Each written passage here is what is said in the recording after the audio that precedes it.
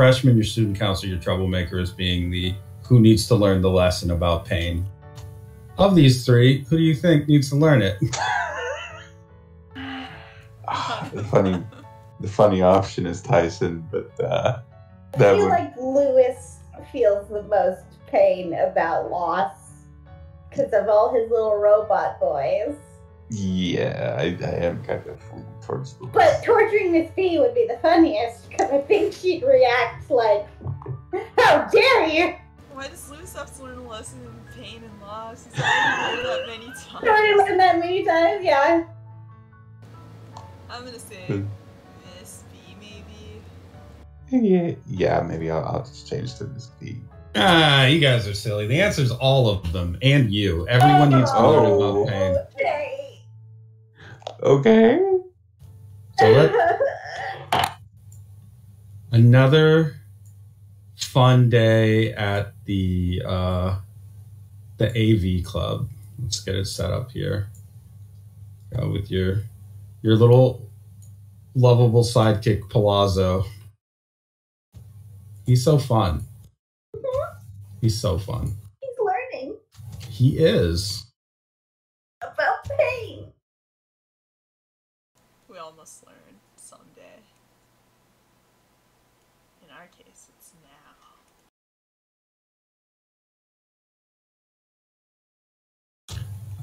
Let's see, what can I do here?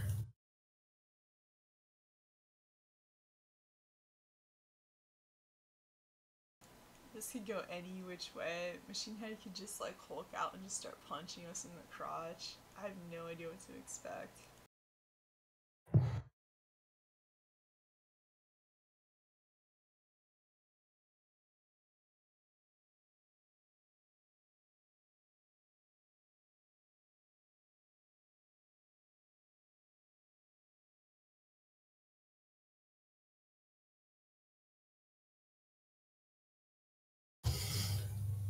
All right. Oh, and Jim and Yutu look fine.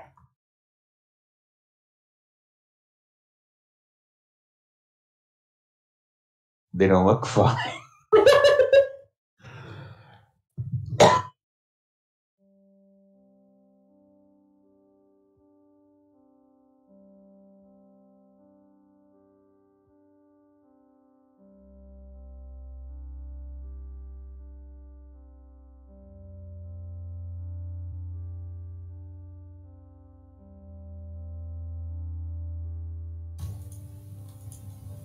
So, as mentioned, you guys are members of the Audiovisual Club at Capital City High. There have been a few strange incidents over the past few days, and the days themselves seem to drag on and on. You do go home at the end of the day, but the homes that you go to feel like brief interludes. Events pass quickly. One thing that I don't know if we ever really discussed was Simone's home situation, and more specific to that, parents. What was Simone's early life like? Because it would be reflected in this this dream that you are all trapped in right now. I always imagine it as kind of lonely. Her mother always kind of just let her be, didn't really have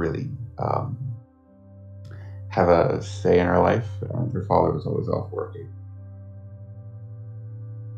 So she was just always kind of left to her own devices.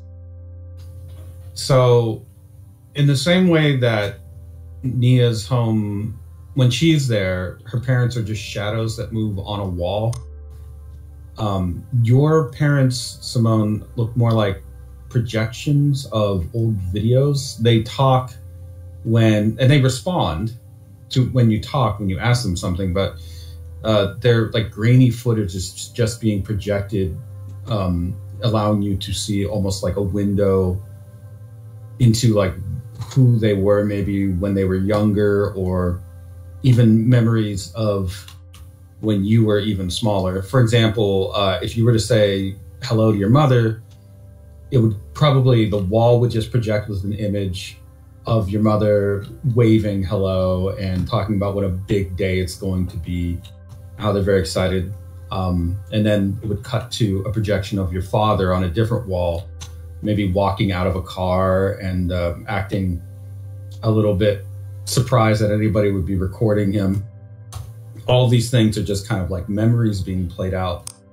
When you talk to them though, the audio of it is just intercut, different memories or recordings or video of them talking, like being spliced together as if by like a computer. So for you, they do kind of just drift in and out. The house is stocked with food. Your sheets are made, your clothes are clean, and everything is as it should be in the life of a teenage girl attending a high school. But there is something about it that feels hollow.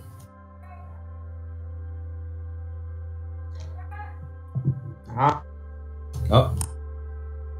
You all right? You gotta handle something? Yeah, apparently so. Oh, yeah, all right. Go for it.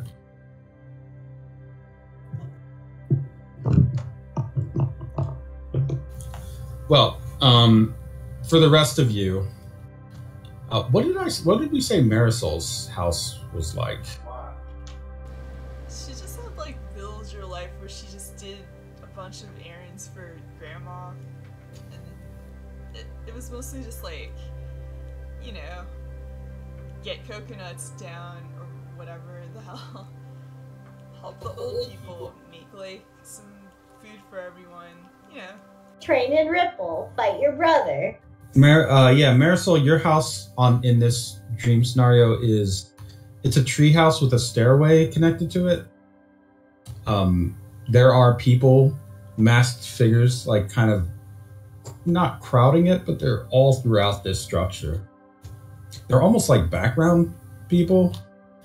They dance and will kind of shimmy, or they will do prayers in the background. They don't interfere with you, and their masks are like ancient in the Nahuatl fashion. Their clothing too. You live with your grandmother, who is constantly surrounded by like other old people in shrouds and cloaks. They talk in a language you don't understand. I mean, you speak it a little, but the way that they're talking, the things that they're talking about are almost nonsensical to you. And if they do say anything directly to you, it's usually to only point at you and laugh and say, she will learn. One day she will learn. Other than that, they seem to just mostly be almost out of reach socially. And the same is true of all these figures that are kind of like moving and shimmying around your house. They're even in your bedroom when you're trying to sleep. Like they're just in the background, kind of gently swaying.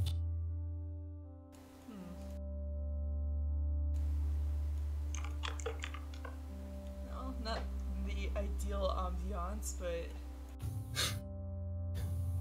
And then, yeah, Nia, your home has changed since last time you were there. The wallpaper is red and there are black hearts kind of painted around. Sometimes your father will walk into one of these black hearts and just vanish. Oh, Father, why? Just this shadow, it just merges with this black heart. Your mother doesn't really move around anymore. She just stands against one wall watching wherever your father is moving. Okay. So they're even more distant than they were before. But other than that, you would be surprised to learn, I think, at some point that in your house there is a room that they have neglected, a door, probably one that has a do not enter sign on it. Inside of that is a rather extensive collection of very old vintage hip-hop R&B memorabilia. Oh no, but it's great in there. Posters that are, very charming, that are like, these posters are of acts that really don't make a whole, like, you've never heard of them. It's things like, see, Rocket Wolf is one act. The Head Kickers, stuff like that. Like, one of them is like, Super Cool Army Boy is like one of the acts, and it's a sort of familiar teenage heartthrob with braids looking very emotionless off into the distance. No. Why are they hidden away? These are the best. Yeah, it feels like a place you could go to because, like, one of the things about your parents now, the shadow parents that you have, the further away you move from them, the louder they get yelling at one another. So when you're close by them, they're silent, but when you start to move throughout the house, you can hear them yelling. Oh. But inside of that room, you can't hear them. This seems like a nice place to hide. Yeah, you can just kind of close yourself in there, listen to some old tunes. There are a pair of giant vintage headphones, and placing them on your head, you would hear a kind of smooth, older female voice talking about being the best rapper alive or dead, saying that this one goes out to a special girl somewhere who really needs to hear it. The voice is, for us, we know it is the Beat Banshee, sending out, seems like a signal just for you. And the best mix you probably ever heard. Very danceable tunes.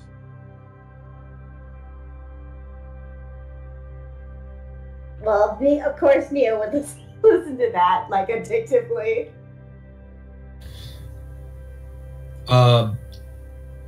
So yes, you could absolutely just sit there and listen to that, like, as long as you could, you know, like, it's just there and it's enveloping. Until, of course, the door slams open and a massive hand grabs you by the ankle, Nia, and drags you so that the headphones are ripped off of your head into the darkness of the doorway. When you are done being dragged, you are kind of thrown to your feet, having walked into school that day with your full outfit, your backpack, and everything. Okay, well, I guess I am late to school. I'm running in with toast in my mouth. I don't know how I got there, but the transition was disturbing. Yeah, it's why think too hard about it? Not gonna know. For the rest of you, that transition was also a little bit abrupt. For you, Simone, it was like you were looking at a screen and it cracked. And then the next thing that happened was you were looking at the door to the school. And for you, Marisol, one of the old people who's laughing with your mother or your grandmother blows smoke into your face. And when it clears out, you're in the high school. Yeah, you might just start swinging, but they are, you are at school. You can't actually beat them up, unfortunately. I'm so sorry. And what's her face? We'll get it later.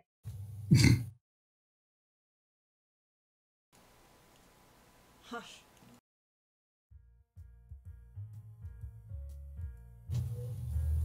The day is just an average one. The students are walking around, seemingly going about their business. Most notably, many of them are, I think I mentioned, basically they're QSS. In fact, I think I established most of the background kids in this school setting are just QSS, wearing different outfits. Some of them wear glasses, some of them have wigs on, but they just look like the QSS. All the wigs are brown. Yeah, well, there's a blonde wig.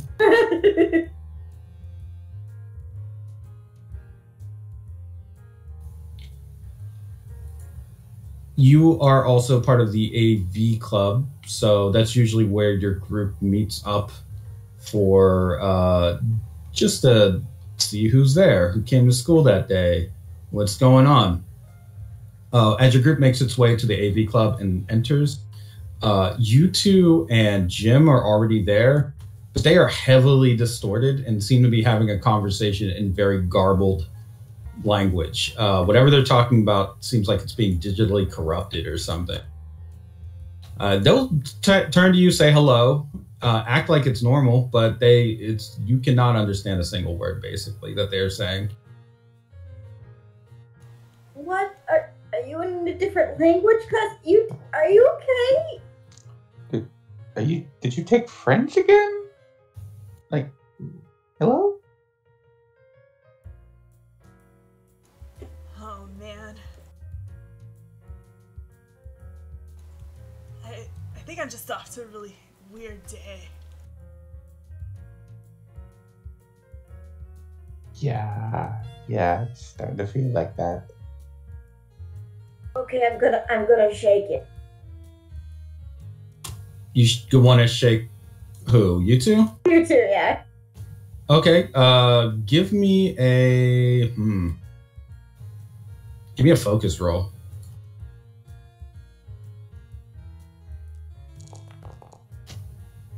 The one, you find it hard to get a grasp on him, but if you were to focus on one of your aspects, you might be able to get a hold of him if you want. So that would be an invoke, and you would pass.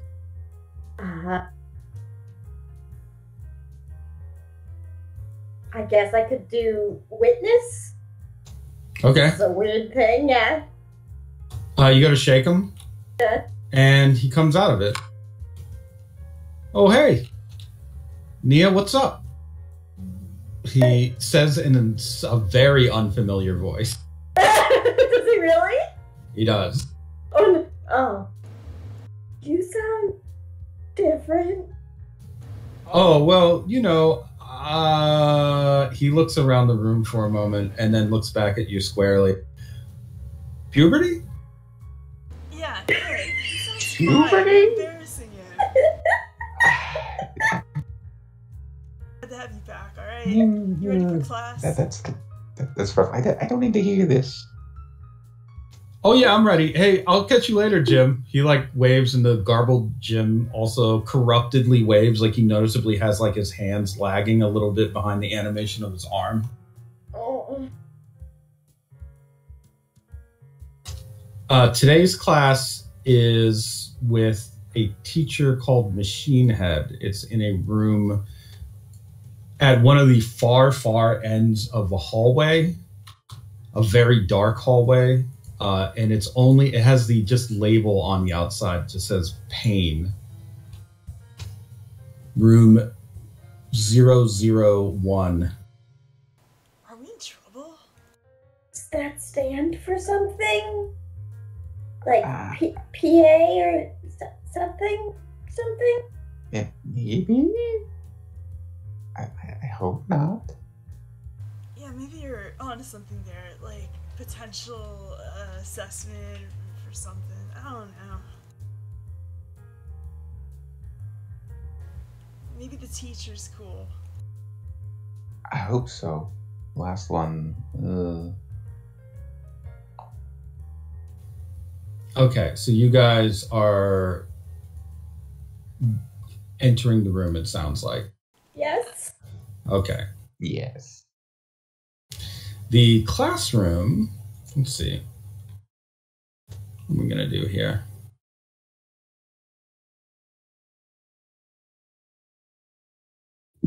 Is immediately on fire as soon as you enter. It's just all on fire. How are we supposed to navigate this? Water! Holy shit. Why isn't these sprinklers going off?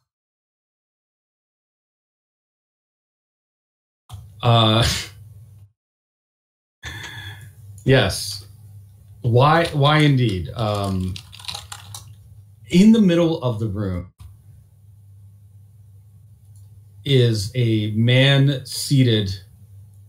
Well, it looks like a man, more like some kind of statue. The white head and robe looks extremely Buddha-esque.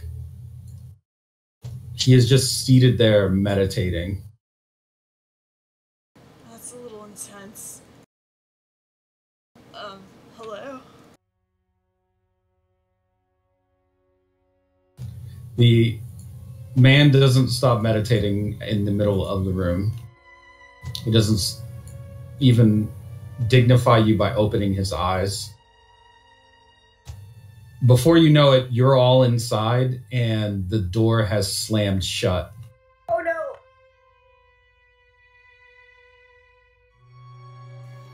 Alright, yeah, I'm ready for pain class. Whatever that means.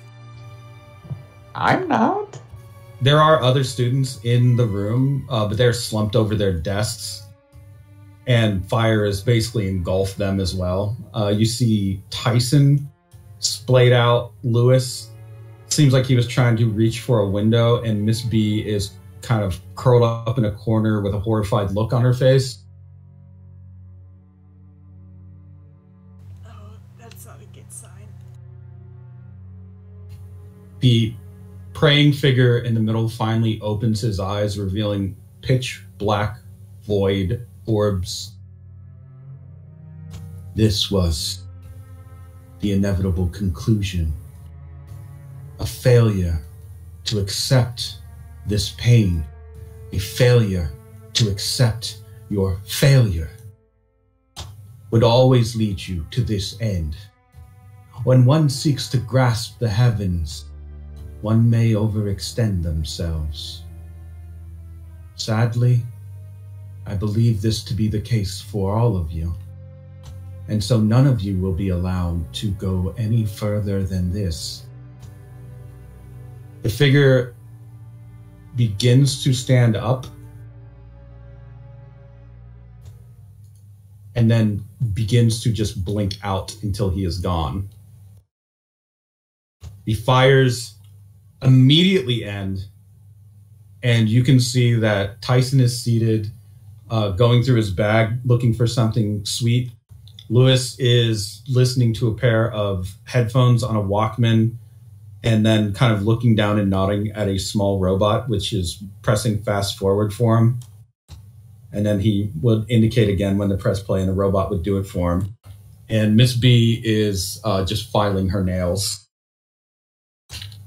She looks over at your group and says, "What the hell are y'all doing?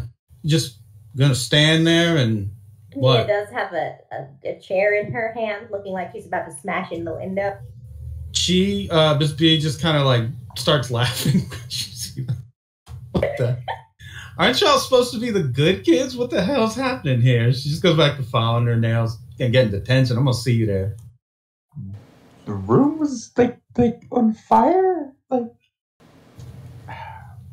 Tyson hears that and begins to freak out. Fire? Where? Where's the fire?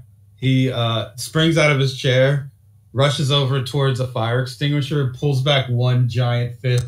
Don't worry, I'll save all of us.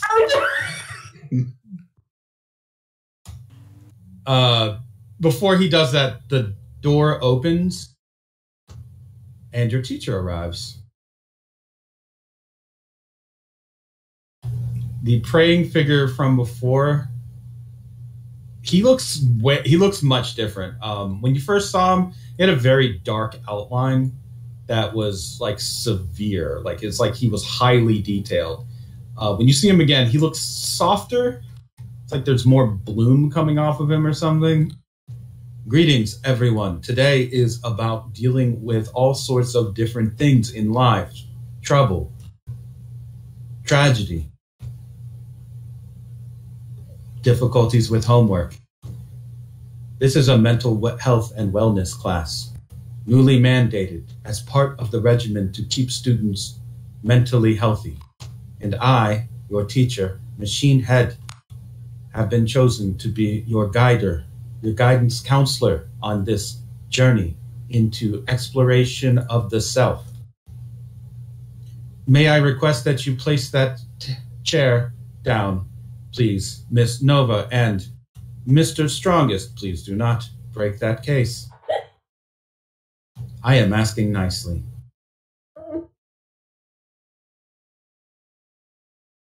Mia puts down the chair and sits in it as if that was her intention the whole time. Tyson doesn't break the case, but then when he thinks nobody can hear him, he looks at the case and says, "Sorry, I wasn't gonna. I thought it was an emergency. Thank you, Mr. Extinguisher." And then he takes his seat. Lewis takes his headphones off and looks around the room. Where'd all these people come from? What's going on here, man? Oh, hey. He looks at you, Marisol, and winks. She blushes immediately. Hi, Lewis. Okay, I'm gonna go sit down. Yeah. Lewis leans back in his chair and rubs his chin. Notably, he's a little bit more confident than the version that you are used to. He looks a little bit more relaxed. Well, he was always very relaxed, but a little less physically exhausted. Hey, Teach. I mean, do I even really need to be here? I don't really have anything that I need to talk about. Like, I guess I didn't get the winning score on, Head Blaster 5000 or whatever, but I'll get it next time. Other than that, I don't really have a lot of problems. Machinehead, who takes a seat behind his desk, sits and then listens and quietly nods. It is a requirement in order to pass that you go through this class, I'm afraid. If you do not go through this class, you will be forced to repeat the year. And if you fail it upon the next year, you will be forced to repeat it for the year after that. It is theoretically possible for you to stay in school for an infinite amount of years if you do not face the lesson plan that I have put forth. Do we understand each other, Mr. Clark? Lewis wrinkles his nose. Okay, I'll just, whatever. It's not like I've never sat through a class I didn't think I needed for graduating, credit, whatever. He just throws his hands up, folds his arms, and really leans far back into his chair. Yeah, Maris's eyes are kind of shinily looking in his direction, thinking everything he says is cool.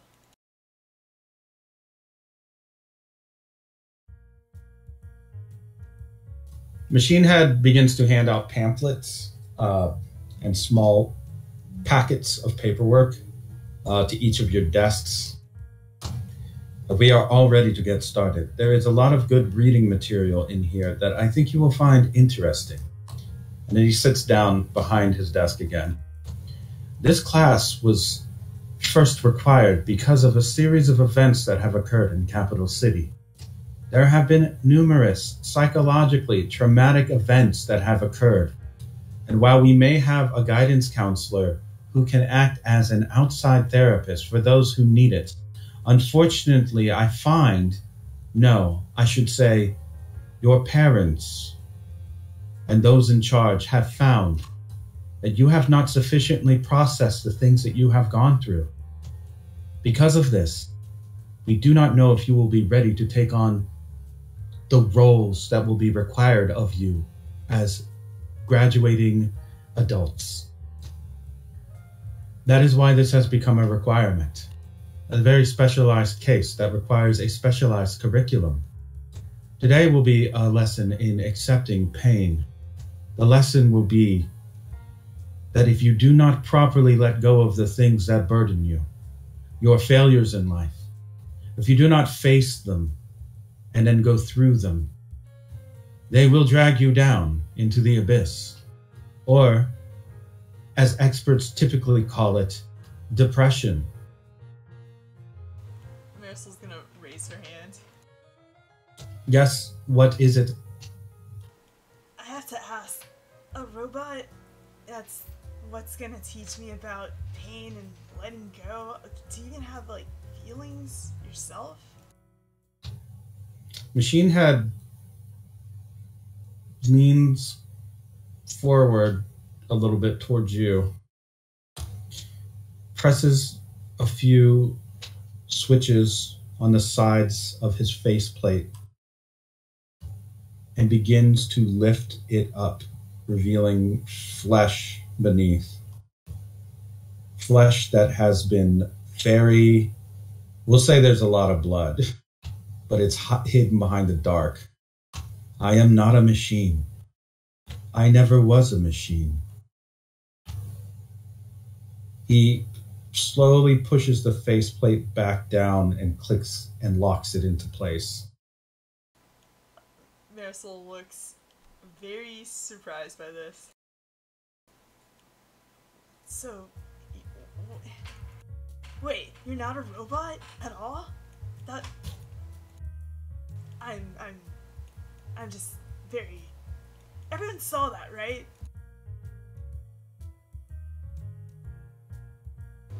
His bloody chest cavity? Yes. Kinda cool. Kinda. Are we supposed to see that? Okay, you know, I take it back. I didn't mean any disrespect. I don't know anything. Your apology is accepted. It is fine. Most people do perceive me as being a machine, a robot, or an android, something that is unfeeling. I am not those things. And arguably never was. If only my creator could somehow see that. Oh well. Today's lessons will be about processing trauma. What are traumas, and how do we process them? There are a number of different sources of trauma. These can come from loss of a loved one, physical pain, mental anguish, and of course, chemical changes that can occur within the brain. There are also sources that can be derived from other things, such as economic pressure or political opinions that may be different from the majority. They may be, how do I say, at conflict with those around you. And then invariably, there is also the mechanisms of evil that deprive us of life, of happiness, of future potential. All of these things can result in mental trauma, pain. And I should not leave out that desire is a great source of suffering as well. Because of this, everyone is in a sort of pain at all times. Do you accept this? If so, please check the yes box on the first sheet of the work pack. If no, please check no on the first sheet of the work pack. Marisol's gonna raise her hand. Yes, what is it? Well, why not just take the fight to them? Do you really have to accept it though? I don't want to check the check mark. He is checking yes on the check on the checkbox. Your question, fighting it. Do you think that that is a valid choice? Well, yeah, what else do you do when you're angry? Very well, I will be right back. He stands up, walks to the door, opens it, and leaves. Oh. Huh? Did you make him mad? I don't know. Through some of the windows on the classroom, you can see a huge group of men rush out from the left side with the silhouette of Machinehead on the right side. They all begin to draw swords and scream at him. This is samurai honor! You will fall! Kill him! Die! They just run at him, all swinging blades. And you can see Machinehead basically spinning through them with his hands out, just spraying the walls with blood that just looks like black water against the windows and screen. You hear explosions. You see one guy pull out a fully automatic assault rifle and just begin blasting. Another one throws a grenade. Machinehead catches the grenade, throws it back, and then turns around to face an incoming tank. He reaches one arm back and delivers a huge palm strike right into the turret of it, causing it to split open and explode with catastrophic force. Smoke begins to fill the classroom coming underneath the door until finally the fighting dies down.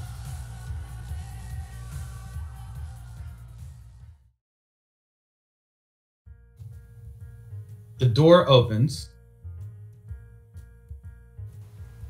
and let's see. Everyone just runs back to their seats. Machinehead steps back in, but his face is actually much different. You can tell it's still him, but he looks like let's get his token fixed.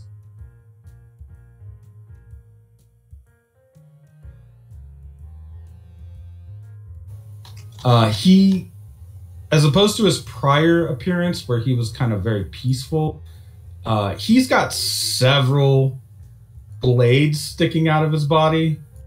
His face is half burned, the other half being unmarked, and his expression is far more stern. He's also surrounded by a swirling black cloud at his feet. He takes a seat with all of these blades, these very different types of blades. There's a few katanas, there's a couple daggers, there are like spears sticking out of him, a couple arrows. He sits down. I do not believe that was an effective tactic. Do you have any other recommendations? Actually, that seems pretty quick. But what about talking it out? Talking it out. That is a good idea. I will try that. He stands up, and a few of the swords actually fall off of him as he does, walks to the door, and goes through it again, disappearing.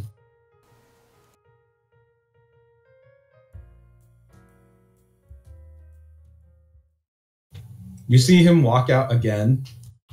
A different group of men rush out from the side of the room and say, "So you won't bow down to the New World Order? We can't allow you to live. No amount of negotiating is going to get you out of this one. Wipe them out. For the glory of the Antichrist." You can see him begin to try to talk and raise a hand and say, "Well, wait a second." And then just a hail of machine gun fire, laser beam cannons, and rocket launchers just consume him in this massive, we'll say, just complete, he's completely absorbed by explosions in your view. Somehow, you see the silhouette of a mushroom cloud going up where he was. Eventually, after all of the fighting stops, the explosions cease, the door slowly creaks open, revealing the outside. The hallway is now an irradiated wasteland with skeletons littering it. He kind of just shambles in, completely like blackened, now on fire. I do not believe that to be an effective tactic either. As a matter of fact, although I did try to talk things out with them, as it turns out, they were not very willing to discuss things with me. But I appreciate your patience and your idea. Thank you for the suggestion. He sits down now fully on fire. Extinguisher, Tyson! Extinguisher! Tyson, let's see what he does here.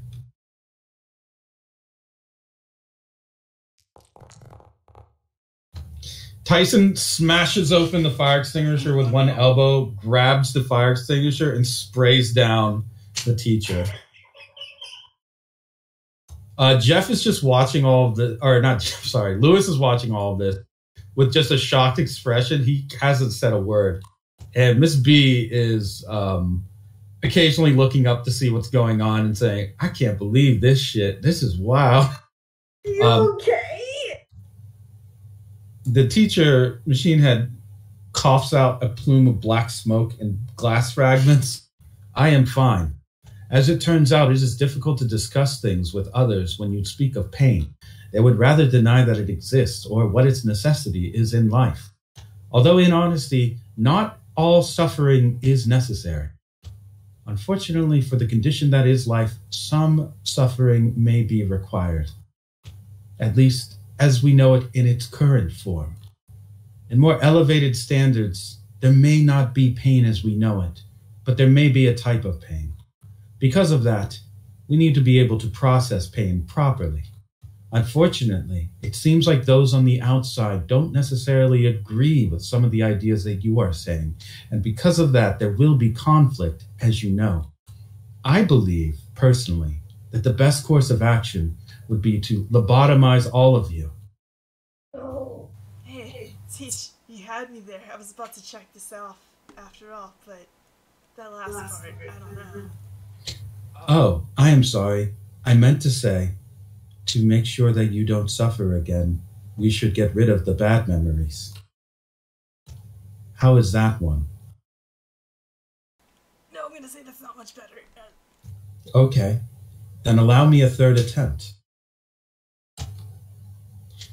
We must let go or be dragged. I think we can all let go, right? Everyone? Can't we just accept the pain and move on instead? I mean... Would you like to? Yes? Oh no. He nods his head and then clasps his hands together in prayer. Then you will. He looks at the rest of you. And what about you? The DJ, Yutu, will you accept your pain? Yutu, who has just been quiet this whole time, looks around and then says, yeah, why wouldn't I? I mean, kind of like smooths his hair back as he's talking too. He looks a little nervous. And you two, and not you two, but you too. He points at you, Marisol, and then you, Nia. What of you? Will you accept your pain? I mean, I gotta, right? Then we are all in agreement that we will accept the suffering that is to come. Oh, I left out one person, didn't I? You three, actually. He points at Tyson, Lewis, and Miss B. Will you all accept your pain as well? Tyson looks back and forth and says, I mean, I scraped my knee one time and my grandma gave me a Band-Aid, but she kissed it and said it was special love Band-Aid, and I didn't hurt anymore, so I just need more Band-Aids from Grammy. Lewis kind of just finally comes to his senses and says, man, I don't know what you're talking about.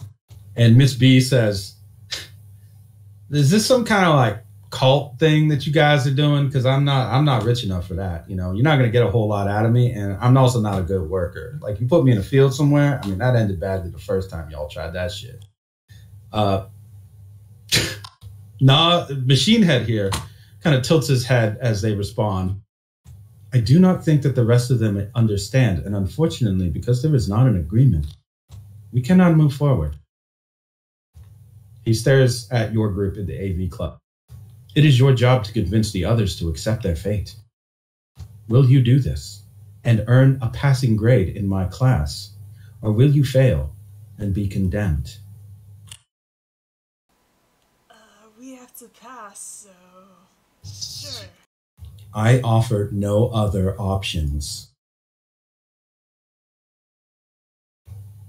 He stands up from his desk. I will leave the room, and when I return, this entire classroom must be in agreement, or I will destroy this room and everyone inside of it. Then I will recreate you, molecule by molecule, in a more perfect form, so that you will be more agreeable. And if that fails, well, there are other options. We will have perfection. We will have peace. There will be Nirvana. I will not allow you to stop me. You have 30 minutes. He walks to the door, opens it, looks back once, smiles, and then leaves.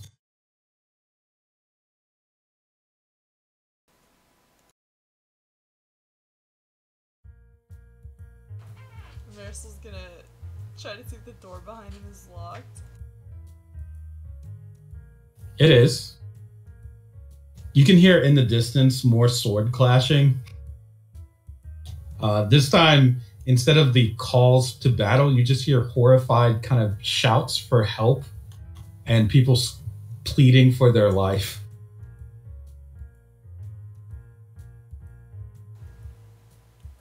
Okay, I think we're all hostages, and we should probably say what this robot wants us to say. Or whatever he is. So you have to convince these three that they should accept their pain, or your teacher has vowed to essentially destroy you at a molecular level.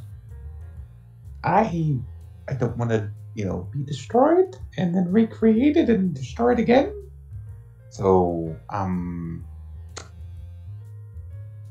about we do agree? Okay, let's focus on one of them at a time, and you guys can go through your roles to see if you can convince them to agree with you. First up is Tyson. Tyson, as a freshman, he always has candy on him and loves soda. And that's really all you know about. Oh, well, other than the fact that he seems a little bit, I won't say slow, but he's very simple. So, as he is the first up, of course, he is cracking open a soda. When I feel bad, I just drink a little of this. It's fizzy. It has bubbles. They rise to the top. Like life does when you're feeling good. And then it's got sparkles, so it's like it's alive. It's like you're drinking energy. It's like it gives you energy. And if you drink enough of it, you don't even need to eat dinner. Bottoms up. He holds the bottle up as if giving you a toast and then drinks the soda. No, well... Okay, Claudia. Well, Tyson, perhaps not everything can be solved by drinking soda. Maybe you just need to accept that sometimes the soda is bad for you. He crushes the soda bottle in his hand. What did you just say? That sometimes the soda is bad for you? Did you say soda is bad? You're bad. No one's gonna take away my soda. No one's gonna take away my candy. No one's gonna take away my Grammy. Not like they took away Kim, bruh. He crushes the bottle into a marble-sized piece of plastic. I can't allow this a second time. I'm just a boy. I'm just a boy. He punches the ground, cratering it. Whoa, wait. Accepting pain just means drinking more soda, really. Right, guys? No, it's more like you gotta accept it and you gotta accept that there are bad things that will happen, but that you can actually do things to protect the people you love without, having to rely on something like soda to always be there, because it's not always going to be there. He listens to you thoughtfully as you talk. Can I drink soda while I protect people?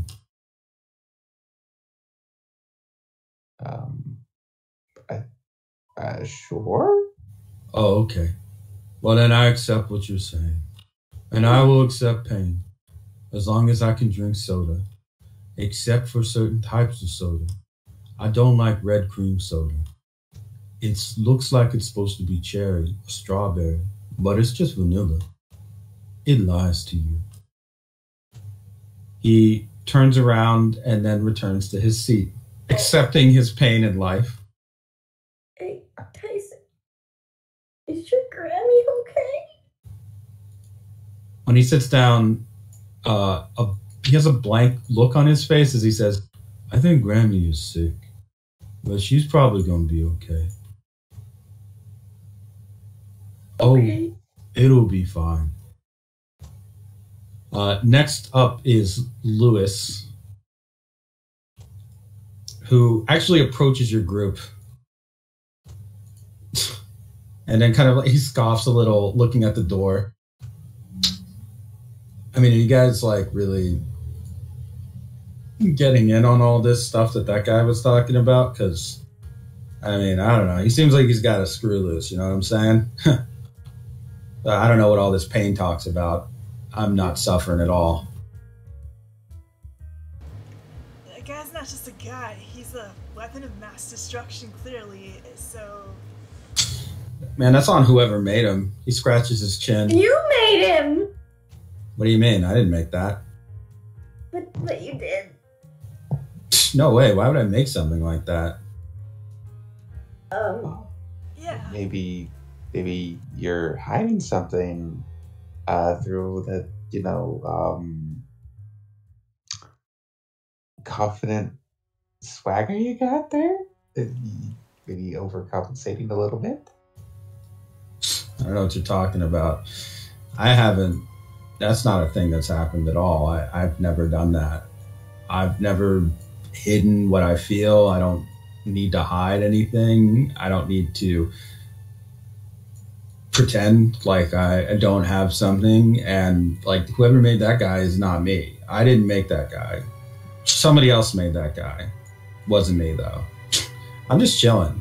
Things are just cool all the time. I'm just kind of vibing with my bros. I mean, whoever did that whole...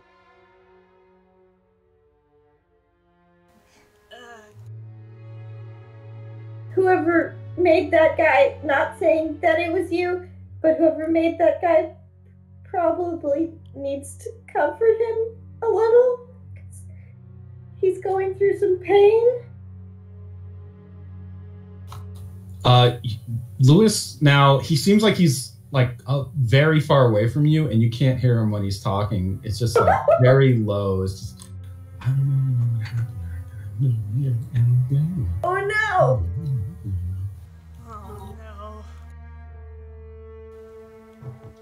no. Hey, maybe all that talk, it's just slander. Lewis really does kind of just make the coolest of robots, after all. Maybe whoever created that guy needs a hug too. And then I nudge Marisol. That's not how things work. Hey. It doesn't hurt. Well, maybe he's trying to teach us it doesn't hurt. I mean, it's not like the pain goes away and stuff, right? It's like you get hit or you get a scrape when you're just playing around, and it eventually gets better. So you just kind of have to accept that part of yourself sometimes. Look, to I don't know anything about science or whatever, but whoa. Lewis now has he has blood splattering his face as he's returns more to your vision. He doesn't seem to notice. Hey, everything that's created is really pretty experimental, huh? So can't really control your creations completely, right? That's suffocating. is an imperfect science in a lot of ways. You can't always predict what new thing will come about, because some of the greatest scientific breakthroughs were like accidents. That's your scientific take, huh? Yep. Yeah, you kind of like go through some of those. Lewis does seem to be listening as you're talking, but he's just staring into the distance as the blood on his face looks pretty wet, recent even. Hey, I've been kind of delusional today. I'll just preface with that, but you're kind of bleeding.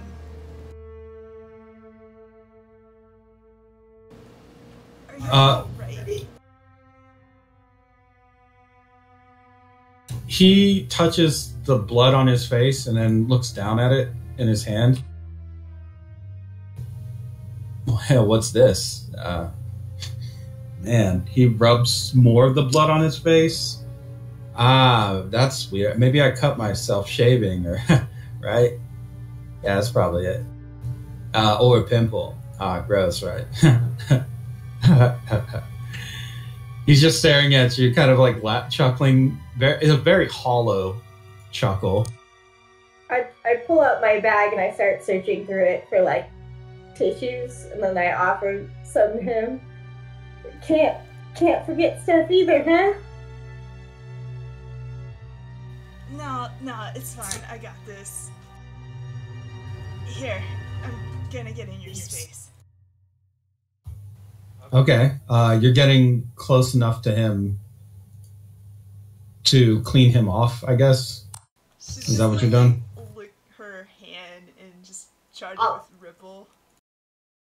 And just kind of get out his face a little. Now that you're this close, you can actually hear something other people couldn't. You just hear this. Oh, she'll pause.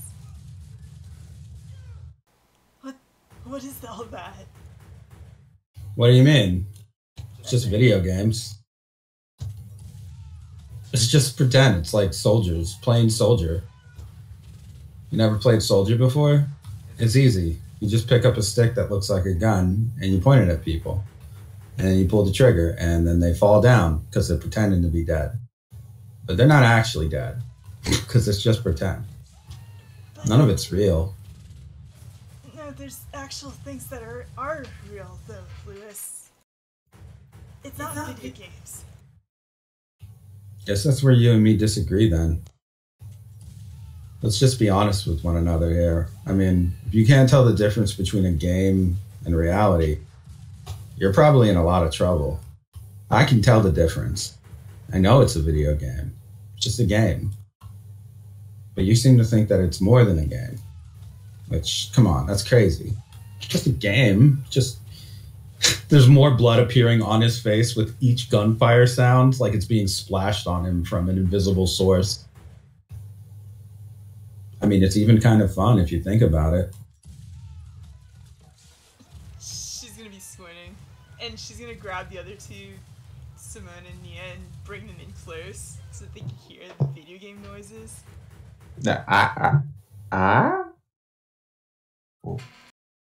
Listen to this insanity. Come on. Just make sure that we can hear it. Oh yeah, you can. Okay. Does it sound like a video game, or is it? No, not at all. Okay. Lewis, you've been in an actual war.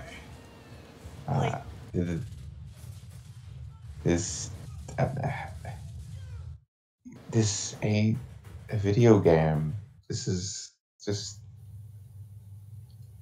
It's violence. You're touching actual...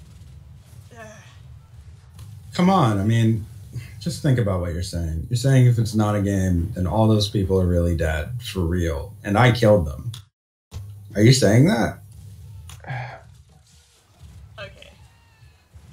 Marisol's just gonna like hug this dude, and she's gonna like grab the others. All right, all of you hug this idiot. All right. All right. You give Lewis a hug. Yeah, we give him a little group pile hug. Yep. Now that you're this close and hugging him, you can smell it smells like some kind of fuel, like an accelerant, and you can feel the heat of the gunfire, and he's a little bit dirtier than he first looked at this close range. Like there's rubble on him, there's dirt smeared with sweat. He smells like he's been dragged through some kind of chemical trench. But once you're finished, once you embrace him for long enough, he's just kind of back to being normal afterwards.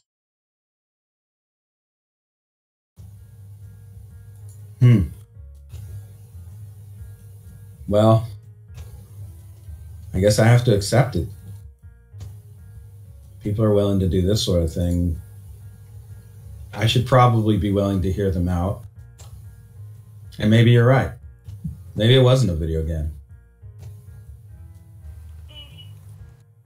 Yeah, we can start with contemplating there. I think that means that I'm going to hell. But all right. I probably deserve that. I guess I should just accept it. Thanks, guys. I appreciate it. No one deserves to go to hell. I guess we'll find out. He just kind of shrugs and then gives you finger guns. Finger guns. I think I'm on your team now. You guys are right. We'll see how it shakes out, and whatever happens, I'm not going to blame anyone except for myself, because I'm responsible for what I do, including fooling myself. All right. He like kind of just walks away and sits down in his seat and just stares blankly. Oh no. Why do I feel like I'm killing everyone's spirit? Last up, Miss B.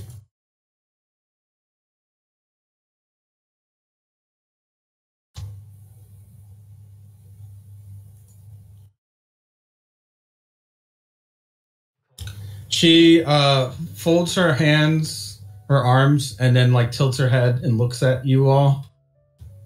All right, so what the hell is this pity party shit?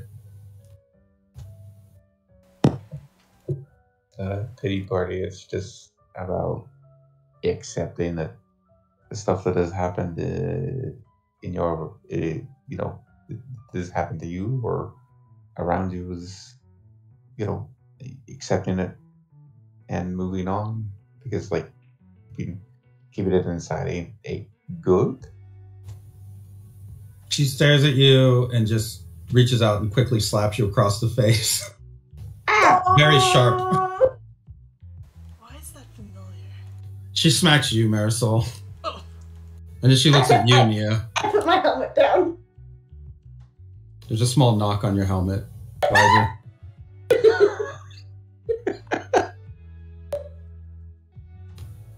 They just wait. Oh no, yeah, I'm gonna slowly open and peek out a little. Small slap. After she's done, Big slaps. she also will look at Yutu, who just is smiling and giving her a thumbs up, and then she just slaps him out of his seat. I don't know what the hell's gotten into you all, but like, I'm gonna be level with you for a second. There may be a lot of people that throw around all these absolutes about what you do and do not need to accept. And I guess it all sounds fine on paper, but the truth is that you have to deal with it situation by situation in the present, which is why I don't give a shit about this weird ass teacher who's trying to tell us what we got to do and not do and how he's going to destroy us and remake us or whatever. Everyone talks a good game, but there's a reason why that knucklehead needs us to accept what he's talking about. If it was a matter of he could just enforce his will, he would just do that.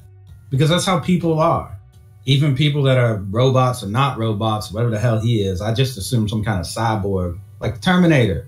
You know, maybe he started out like a machine, then got a human skin on top of that so he could time travel. Well, he may not time travel. He might be from the future. You guys think he's from the future? If you say the wrong thing, I will slap the shit out of you. Yeah, he's definitely from the future. You pass. So it's okay to be dragged? You are about to get slapped, I swear. I mean, he's probably from the future, but that's not related to my question. Oh. But what about you? She points at you, Simone. One very sharp finger. I mean, I think he's just a robot that's maybe future-esque. Ooh. She goes to give you a slap, but it's a soft slap. It's just more of a light brushing. So you almost earn that, but instead you just get a nice... She just like kind of brushes your cheek with the back of her hand. But just so you know, this is where it would have landed. And she gives you a small pat on the head. Okay. I guess that is true, what you were saying. Like about being dragged. Yeah, whatever. Get dragged. But really dig your feet in. Fight with every breath you got. And fuck this dude. I'm going to beat his ass when he comes back. So, okay, when the teacher comes back, we have to, like, form a party to fight him? Yeah, that's probably what's going to have to happen here. I think we're all going to have to group up and take him down. It's not like it'd be the first time we ever did that. Okay, I could maybe make copies. Are you kidding me? He's so well made. Did you see all the damage he just took outside? So what? If someone's too hard for you to fight, then you're just going to give up? Wait. Never! What if we aren't supposed to fight him physically, but hurt him mentally? Oh, you mean like dig up pictures of like that are embarrassing from when he was a kid and then post them online with like some kind of funny text on it, you know, and then make him quit like school? I've done that before. I have. So I guess we cyberbully the teacher? We've gotten Lewis to, you know, accept maybe that he made him, so maybe they can accept each other? What are you talking about? I mean, he's clearly, like, his son? Hey, Lewis, do you know what she's talking about? Lewis kind of like glances back. It's like complicated. But he's flesh under there. No, Your it's not. flesh. Yeah, right. The flesh that you take out of yourself and put into other things. I mean, you make that sound really weird and gross. It is kind of weird and gross, but, like, that's how babies are made, too. Which means he's your baby. Yours. Do you know how kids are made? Because I'm pretty sure that's not how it works. That is not how it works, Nia. Okay, but this is how it works in this present situation, which is what Miss B said we should focus on. I mean, I disagree. I guess we should just like beat him up or whatever and be done with it. Or you could hug him. All right, I'll try your way first. But if it fails, you're going to have to beat him up. Okay, agreed. Miss B looks at your group again, claps her hands together with the familiar sound that her slaps make, and then says, all right, I'm glad that we're all on the same page. Just follow Mrs. B's book, and you'll be fine. Nothing can get in your way when you've got a bad enough attitude, and you got a hangover, and you got 4 knuckles, good knuckles. There's nothing that'll stand in your way. Not God, not the devil, not anything. Remember that. She forms a fist and holds it up, almost triumphantly. Yeah, Marisol's also gonna mimic her fist motion. Oh, nice made party. Okay, yes, same. Now we just wait. She sits back at her chair, and the half-hour mark comes up pretty much right away. The door dissolves into just tumbling black grains, and Machinehead is standing on the other side of it. Although this time when he appears, you hear a very deep, robotic voice announce his presence. Like, it sounds like, Nose! Oh no, not! Nose! Like that. Like, very distorted, heavily distorted. He drifts in. This time, instead of walking, he's now gliding along on that black cloud of particles. Have you reached a level of acceptance?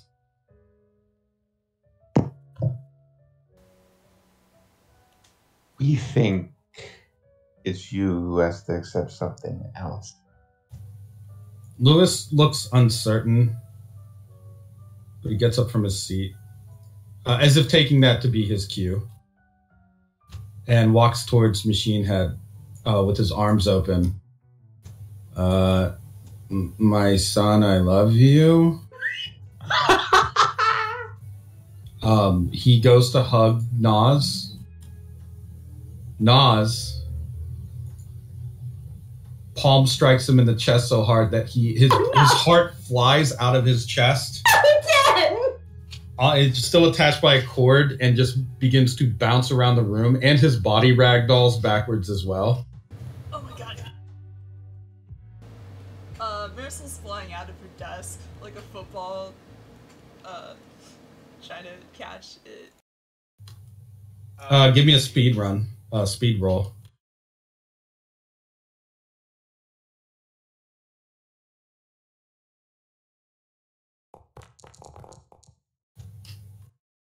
A 5, yeah, you make it. You're able to catch him and catch his heart specifically and keep it from. It looked like it was about to bounce into a bunch of pencils in the small container and get impaled on that. You managed to catch it before that happens. Nas holds out one bloody palm and then slowly retracts it. The black particles that float around him gather on the blood and begin to clean it off of his hand. It seems that you have not accepted my lessons, and because of this, pain must be taught in other ways.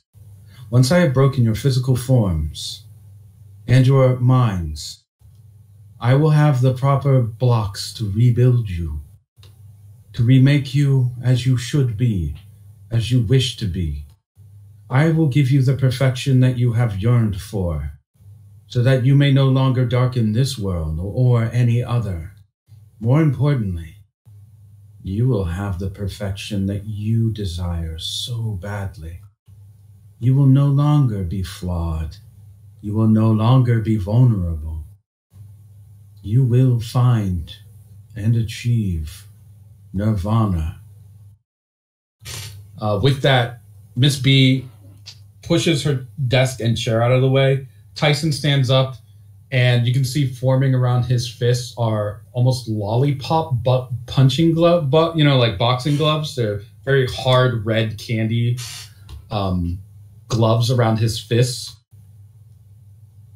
And it seems that this is about to become an actual brawl. Unless, of course, one of you has an objection to that. Before we get to it, though, we're going to take a quick 5 to 10 minute break and then see what happens here. Will you fight this new menace that has appeared, or will you try to talk him out of it? Find out on Capital City High. Commercial break. We don't have commercial break music. Shit. What would that be? I don't know. Just fucking. Where's the ain't it funny music? Oh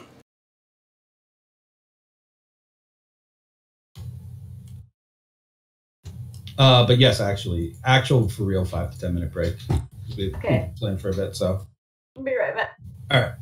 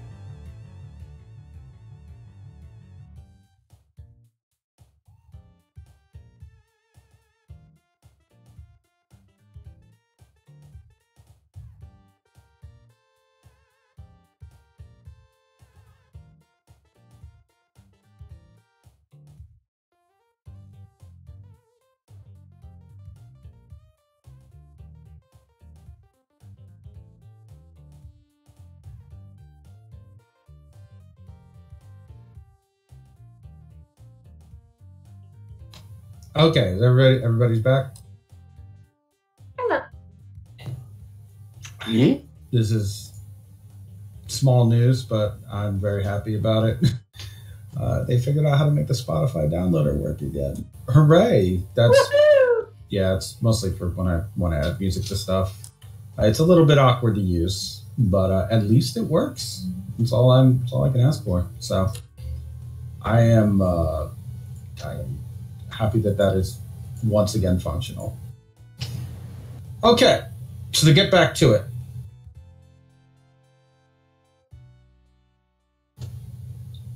You guys sort of have a plan to deal with Nas. Sort of. But we should decide what it is that you're going to do. Miss B recommends just fighting him, which Tyson is on board with. Lewis is taken out immediately. He's not even going to be able to participate. What? We could try to friendship ninjutsu him first, because the fighting can always happen no matter what. I mean, Lewis just did try to friendship no jutsu. No, it does not work.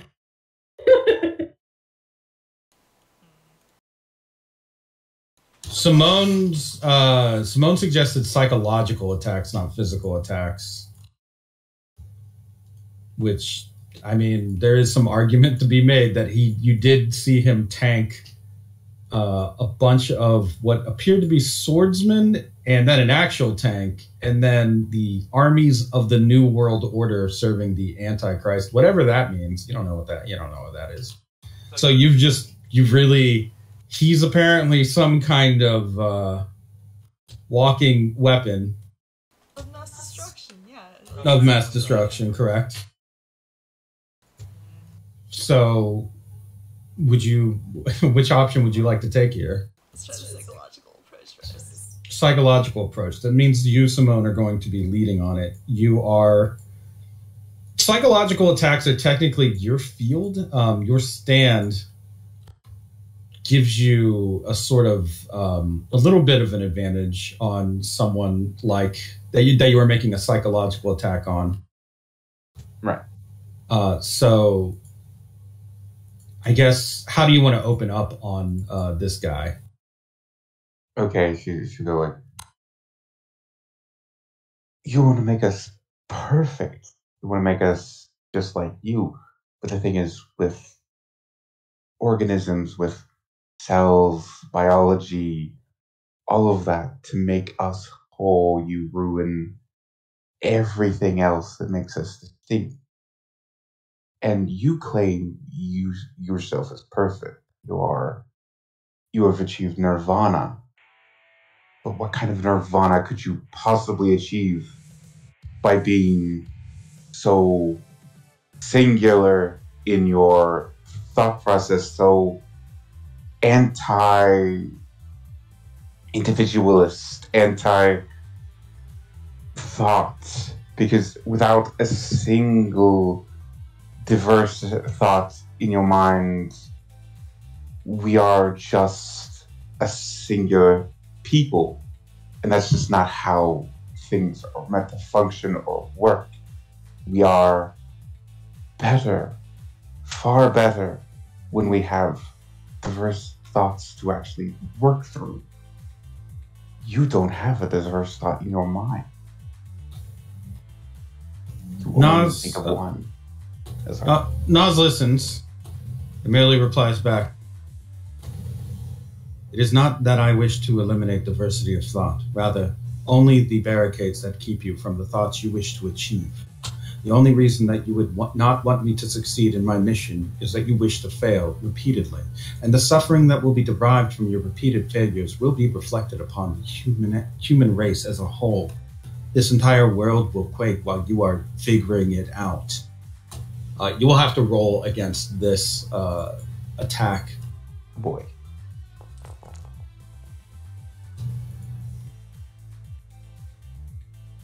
Okay. What do you... You need a mental sort of approach to get through that. So I'm going to have to say it'll be...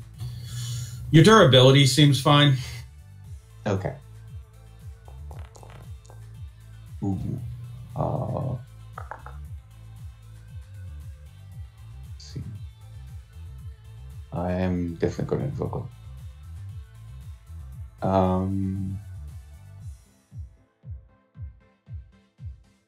I think I'll invoke her actual high concept scientist, whatever dude says for life. Okay.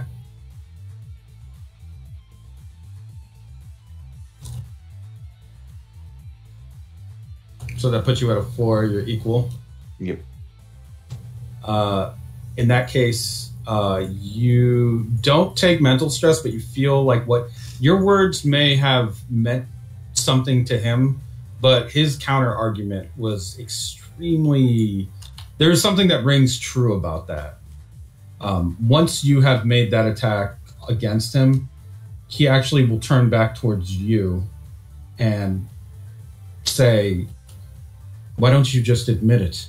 You were a flawed organism when you accepted what you were, when you accepted the mantle of power, when you accepted the responsibility of fate. You knew that you were flawed. You knew that it was too heavy for your shoulders. You knew that you would need help. You knew that there was a possibility of failure. And if you failed, that would mean millions, hundreds of millions, billions would suffer."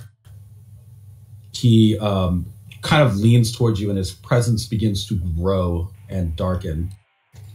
"Do you mean to tell me that you think that that's okay?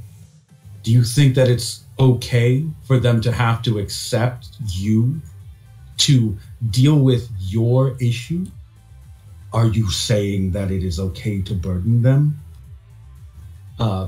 You can make a counter argument against this, or you may suffer some mental stress. Okay. I'm not saying that it's okay. I am saying, however, that just because you think I'm some burden that my failures reflect on everyone else. I have friends, other people that count on me still. I can't let them down. I can't let those other people down. But I'm not gonna just be remade, reborn into some singular organism that, what? Do you want to be perfect in every little thing? I'm not perfect. I've done shit I'm not proud of. I've thought of things I'm not proud of. And that's okay. Because... Go ahead. No, just as you're talking, Tyson has rushed over and begun to send a flurry of punches at Nas. He is listening to you, and then you see an extra hand pop out, an extra arm pop out from his back. Oh. And basically parry some of those incoming blows, fighting Tyson to a standstill, actually. Or really, no, he seems to fight Tyson to a standstill, and then a fourth arm reaches out and just clocks Tyson, cracking his candy shell face and sending him spinning away.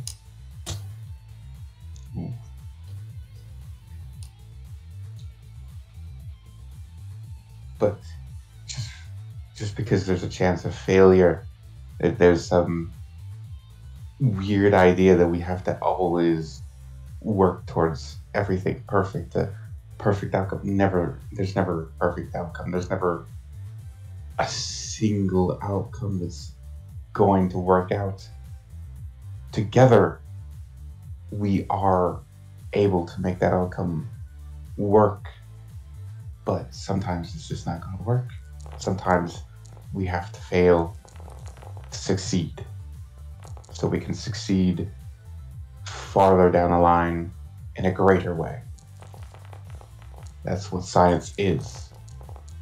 And that's what friendship and humanity is. And I would rather have that than yours. He's still listening to you. He just casually turns and starts fending off a combination of blows from Miss B, grabs her, and throws her through a window.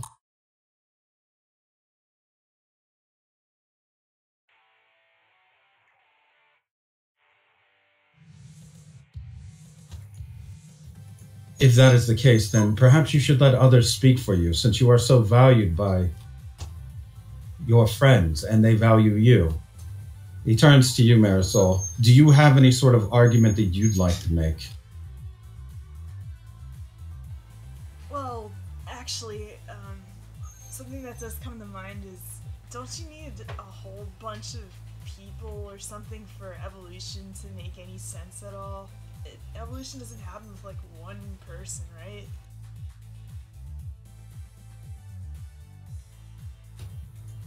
Roll, I guess, power.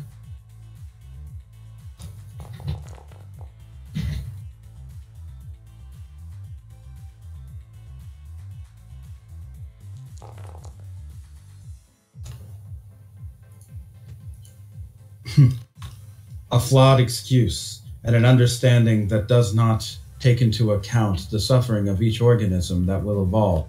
I can see how you, an evolved organism, would reach this conclusion. It only seems natural for you. You have grown in this. However, it is not necessary. Nothing truly is. Except for, he raises his fist, violence, it seems. As he's talking, Palazzo flies in with little rocket feet and begins to swing at him with an inflatable bat.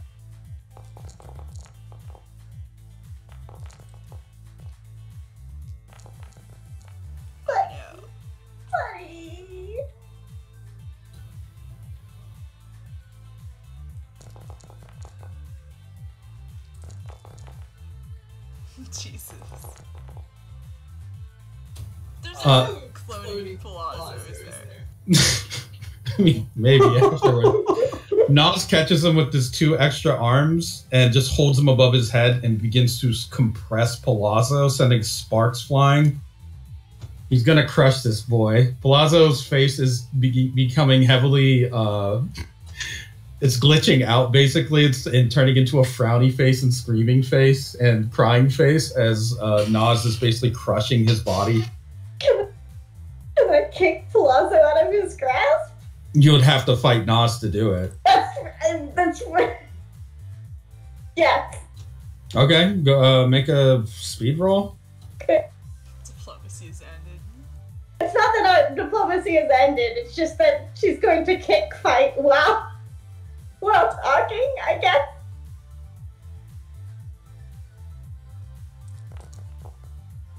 Oh no! Oh no.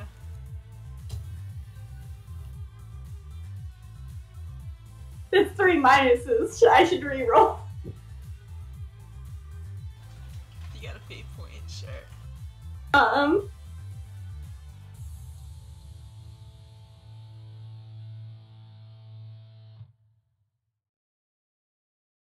But I'm coming to be the hero, so I'm trying to save someone. I'm trying to save the day, so that's also a +1. Okay. And then also I'm gonna re-roll with I guess stunt woman. I'll try to put my leg in the place of him, basically. Okay. So you knock Palazzo. Well, okay. So you knock Palazzo out of Naz's hands. He's now just holding you and crushing your body instead. Yes, correct. Basically. He doesn't seem to care. He's just still gonna crush you. Oh jeez. Through my teeth, I say, "Father, what makes me cute?" Because you've taken this, you automatically are going to take a moderate consequence from just jumping into this thing's arms. You're currently being your bones are being broken here. You can feel the pain, and it's very strong. In his grasp, it's like your bones are the most brittle they've ever been.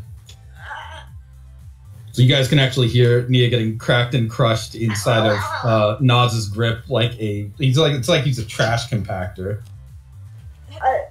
But my saving of Plazo does give everyone a +2 in the next round.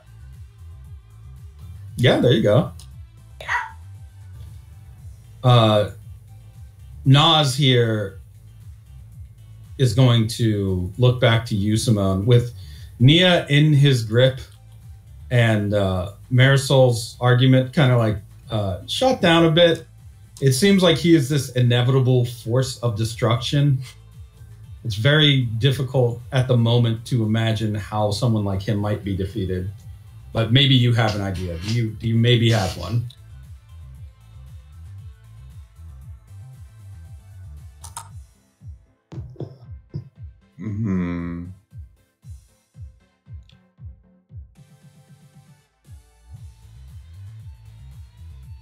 Question is if he can actually be it.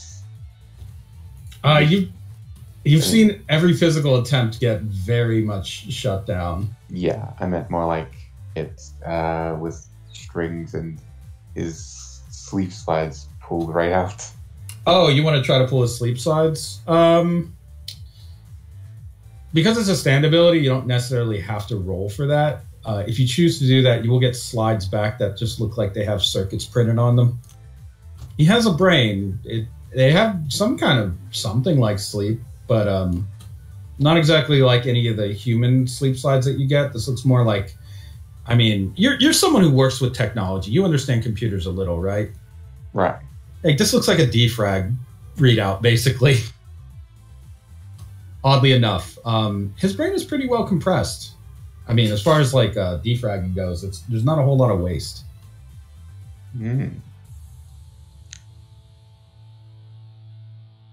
Sounds weird, but what if she replaces that sleep slide with one of her own?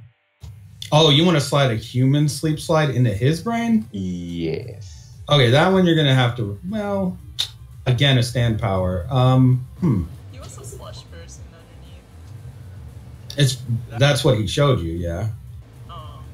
Oh. So you want to? I'm trying to think of how would that roll even be resolved? I guess you would have to roll speed against him to see if you can you can fish them out quick, but getting them back in now that he knows about your maneuver may be a little bit more difficult. So I guess give me a speed roll. All right. Okay, that's a garbage roll. I am. Oh boy. I'm going to re-roll that, I think.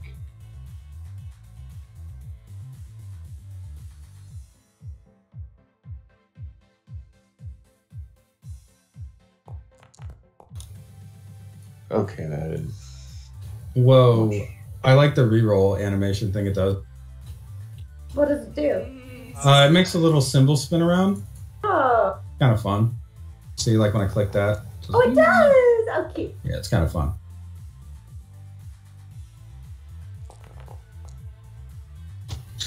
Okay. You managed to roll high enough to get the sleep slides into his head. So as he's crushing Nia, what is a thought or experience you'd like to transfer from yourself to him? Because that's really what you're doing here, is you're giving him some of your subconscious background. Yes. I thought about giving him kind of the moment when Germanata revealed she was manipulating Hollando, and that kind of crushing realization and complete kind of, I want to say, sorrow at realizing that she really fucked up. That kind of feeling. He takes a moment. You can see his eyes blinking with light now as it's reviewing data. that's just streaming past his eyes, very fast speed. And then they click back to black. He very calmly puts Nia down onto the ground and then puts one of his extended arms onto her feet and grabs her head with the other arm, pulling her straight. Nia, you can feel your bones cracking back into place, although there is still quite a bit of damage there. She makes little yelping noises. Machinehead, well, Nas, as he's currently known, raises one hand flatly, palm out in front of his face in a monk style, and says, "It seems that we have reached a disagreement, but I can see that you have felt something similar to this. Because of that, I will not destroy you today, but I will continue in my work. I will ensure that there is a more peaceful era to come. And if possible, I will lead you foolish mortals towards enlightenment, perhaps not with force, but by example. Know this, many still will die, but there may be a better place waiting for them on the other side, where death can no longer hurt them." He bows his head slightly to you, Simone. "You still have a long way to go as well, but I suspect that your journey will take you towards the answer you search for. Let us meet again someday. All of you, I wish to meet again someday. Maybe not even as enemies, but as the friends we once were long ago."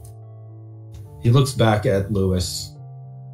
"If you place his heart back into his chest and then press a few buttons on his rib cage, he will reboot. He is a well-built machine." Yeah, the smoke cloud is gonna appear as Marisol zooms over. "And as for you," he turns towards Palazzo, "you are an idiot." He says this, but then picks Palazzo up and puts him upright. "Complete buffoon." He uses his thumb and presses it against the metal panels to push some of the dents back in and smooth over some of the damage he caused. "An absolute child. You have no place here. You should be somewhere where you are safe. Do not get in my way again, or you will find yourself very, very hurt. Are we understood?" Palazzo weakly reaches down with sparks just flying out of his arm, picks up his inflatable bat, which is starting to deflate, and just starts whipping Nas with it. Not at full power, even. Get revenge.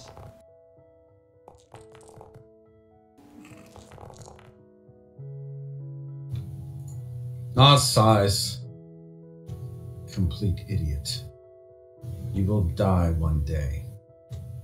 He turns away from everyone, takes the prayer hold position again with one hand up, and begins to float out of the classroom.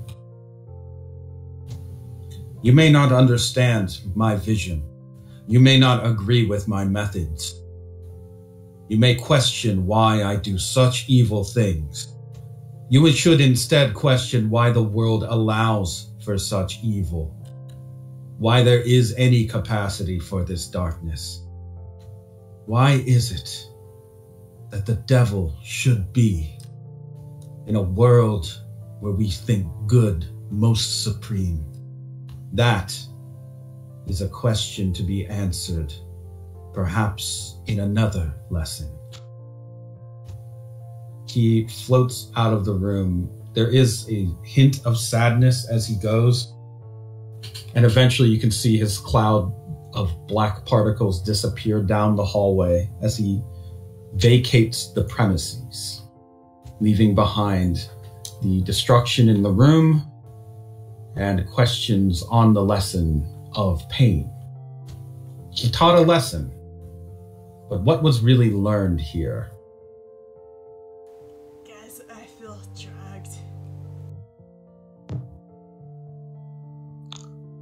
Yeah. Noticeably, after Nas is gone, you notice that Yutu has vanished.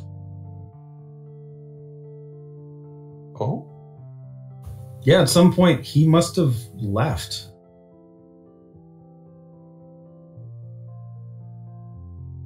Dang.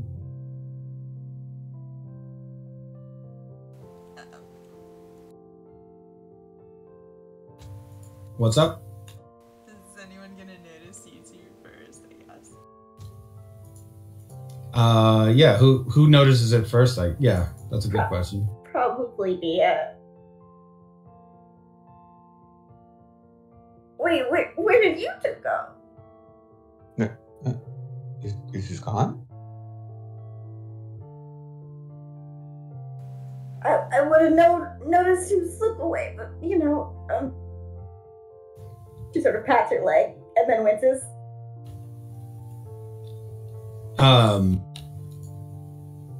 Yeah, he's just gone. Assuming you guys want to look for him, or just he seemingly is just vanished. I feel like we probably should, but like, how? Do you think he was a different Yutu? Sometimes there are different Yutus. Maybe he was like an imposter? He sounded way different. We should take care of our friends and then maybe go find him. Yeah, how's Lewis doing? Well, according to, if you follow Machinehead's advice here, it is just a matter of restarting them. So that is not hard to do. Alright, let's hop on the part and do the chest panel thing. As for looking for you two, if you search the school, not far away from the classroom, there's actually a closet with sounds like somebody inside of it that is muffled and struggling and knocking things around. Open it? Opening it reveals Yutu, who has been bound and gagged. Oh, you're getting weird in this closet. I'll take off his gag. Oh yeah, you get his gag off. He says, "Oh, thanks. Somebody just knocked me out, and they looked like me." It was another you again? I guess. I don't know. He does have a big knot on his head where it looks like he was struck. Does this happen often? Yeah, kinda. He looks a little bit ashamed to admit that, but kinda does. Was it the karate one this time, or was it someone else? No, they look just like me. It wasn't Tommy. He shakes his head. I don't think it was one of my guys. I think this was something else. So like someone that could take on your looks and then just pop in and go, "Hiya," and smack you in the back of the head? Okay, I'm down with Marisol's imposter theory now. Oh yeah, I'm starting to feel that one. I think she hit it right on the head. Okay, I start to untie him. Okay, yeah, you obviously, now that he's here, and you have him in your grasp, you can definitely do that. He is, he got hit in the head, but otherwise, he's fine. There is another Yutu somewhere on the campus, though, that is stumbling away and peeling off his Yutu mask. He has a giant handprint on his face. That bitch. She gets slapped. I'm going to fucking kill them all. Oh, Leroy got smacked. Leroy got smacked by me. Oh, it's not Leroy. Oh, who is it? He's a man that has greenish hair and an angry face. Not familiar, actually. He's wearing a business suit underneath his Yutu outfit, and his face begins to turn into a cracked smile. I'm going to kill all the gods this time. I have the ammo I need, and with my stand, it's all going to happen according to the plans of the Antichrist. Come now, psychosocial! And a giant red-horned humanoid appears over him as he holds the this weird, almost iridescent material. It's like latex combined with silk. That's what the mask was made out of. It's made out of a stand material. And the ground around him begins to quake a little. And there are reflections of his angry face starting to appear in different screens and reflective surfaces around the campus, causing some confusion amongst the students. Until once he has full control, it seems all of you can feel it too. It's like the air is gaining pressure to it.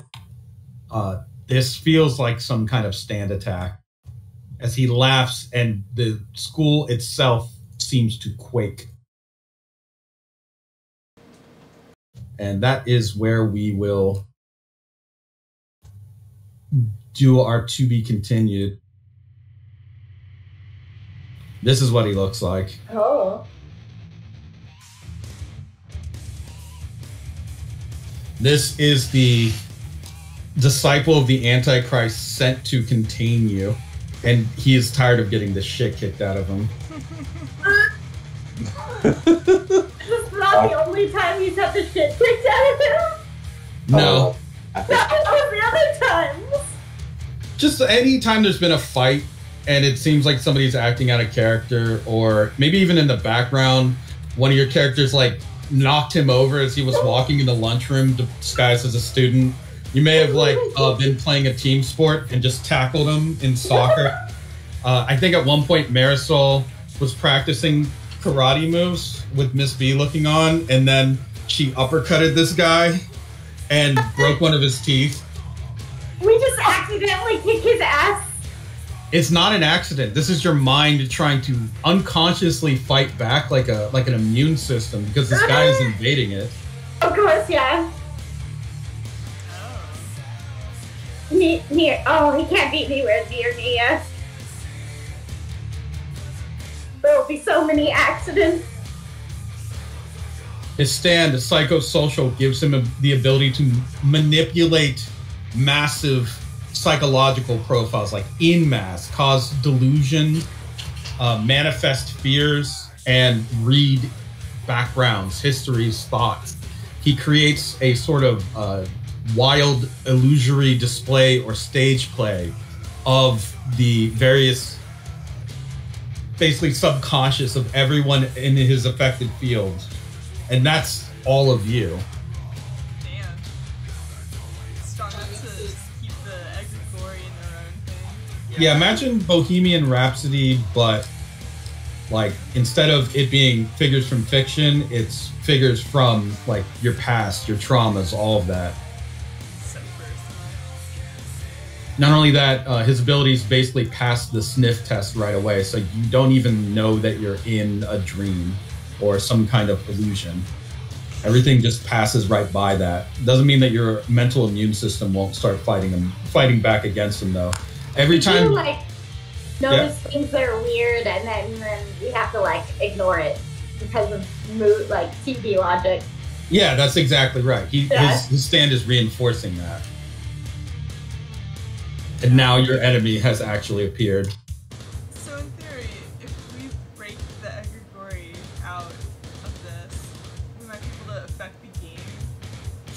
Extremely possible, yeah. It only takes one of you. You just have to also not get captured by Rivers. Oh yeah. Ooh yeah. That's gonna be a secondary problem later. Interesting subplot.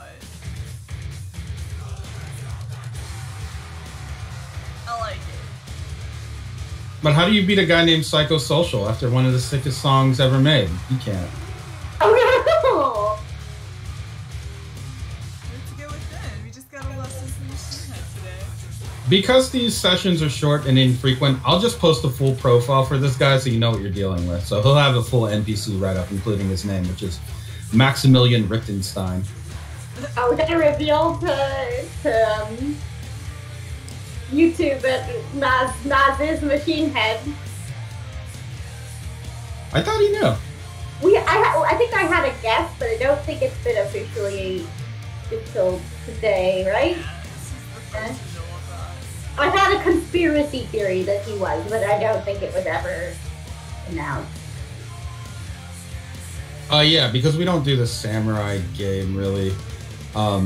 Story of Nas probably wouldn't get full reveal, and because I can't throw Nas at your group. That's fucking too much to deal with. But basically, Machinehead crossed the barrier between life and death and saw the absolute totality of existence and decided that he could not leave it in the hands of the egregore, which is why he now just goes around trying to eliminate your memories and just completely beating the shit out of samurai. Oh, is that why he's searching down the demons? Yes. Mm. Basically, he sees you all as like extremely flawed and soon to go mad. Like he basically sees it as like there's an inevitability that you will all go insane. And then the world would be destroyed because of that? No, not necessarily. You would just be worse than the evils that you fought against after a certain point. That's the way he sees it. Okay. So he came back reincarnated within a vessel that you're familiar with, the one Yutu kicked the fuck off the moon, and then managed to get back to Earth. And that is basically Nas in a nutshell.